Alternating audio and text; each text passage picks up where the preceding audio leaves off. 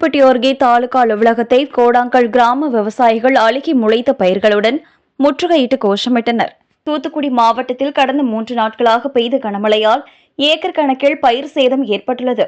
தூத்துக்குடி மாவட்டம் கோவில்பட்டி அருகே உள்ள கயத்தாறு தாலுகா கடம்பூர் பிற்காவில் குப்பனாபுரம், கோடாங்கால், திருமலாபுரம், சிதம்பராபுரம் உள்ளிட்ட பகுதிகளில் உளுந்து, பாசி ஆகிய பயிர்கள் தண்ணீரில் மூழ்கி அழுகி முளைத்துள்ளது. அதனால் கோடாங்கல் கிராம விவசாயிகள் காங்கிரஸ் கட்சி முன்னாள் மாவட்ட துணைத் தலைவர் கறிஞர் ஐயலுசாமி தலைமையில் 50க்கும் மேற்பட்டோர் தாலுகா அலுவலகத்தை கையில் முளைத்த பயிர்களுடன் முற்றுகையிட்டனர்.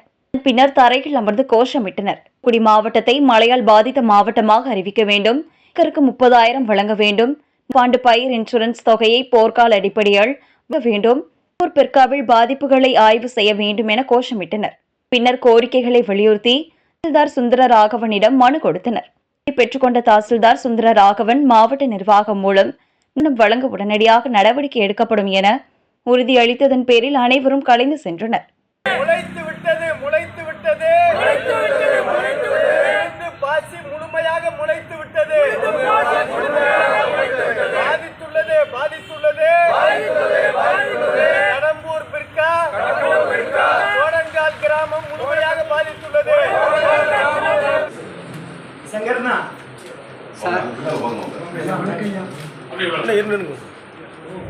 சங்கர்னா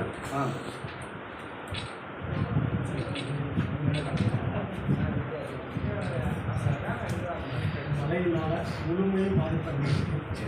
ஆனால் நீங்கள் கூகுள் மேப் அப்படின்னா இது புறமே உண்மையான இந்த கருத்தை நீங்க கொண்டு போறீங்க. வீட்டுக்குள்ள எவ்வளவு வாட்டர் இருக்கு, அந்த வாட்டரை வெளியேற்ற முடியாத சூழ்நிலை எடுக்க முடியாது. ஒரு 4 ஊரங்க கிராம மக்கள் வருவோம். நீங்க கயத்தார் தாலுகால தண்ணி வச்சிட்டீங்க இல்ல மாற்று வழி கொடுத்து தண்ணி வடிஞ்சிட்டா